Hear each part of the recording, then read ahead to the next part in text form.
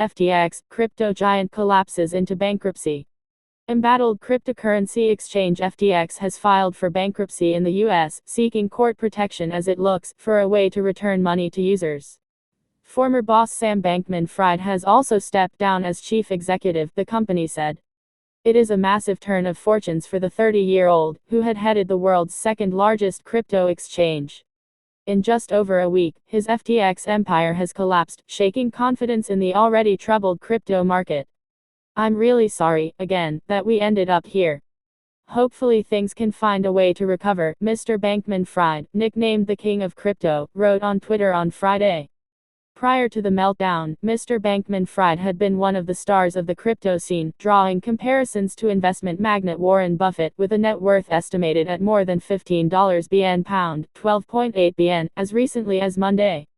But rumors earlier this week that FTX and other firms owned by Mr. Bankman-Fried were on shaky financial ground prompted a mass of customers to try to withdraw funds from FTX, an exchange used to buy and sell digital tokens. Facing a cash crunch, Mr. Bankman-Fried tried to organize a bailout, but that failed, leaving FTX scrambling to raise billions of dollars and many customers unable to access their money.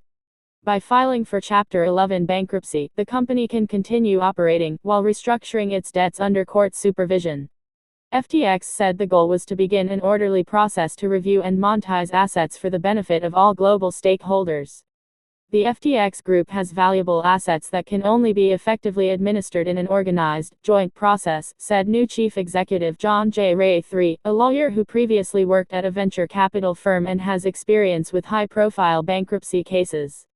In the filing, FTX estimated that it had between $10 billion and $50 billion in assets and liabilities and more than 100,000 creditors. The proceeding involves FTX as well as Alameda Research, a trading firm founded by Mr. Bankman-Fried, and roughly 130 affiliates, according to the statement FTX shared on Twitter. Those include FTX's operations in the U.S., which Mr. Bankman-Fried had said on Thursday were unaffected. Mr. Bankman-Fried said this doesn't necessarily have to mean the end for the companies or their ability to provide value and funds to their customers chiefly, and can be consistent with other routes. For now, Thomas Culham, from Kingston, said he has been unable to withdraw the £2,000 he had invested in FTX, a big blow as his funds in FTX were a decent chunk of his investment portfolio. "It's probably gone," the 22-year-old said. "Maybe in a few years' time I might get some sort of recovery. They do have assets and they should be able to liquidate them." Pressure on other firms.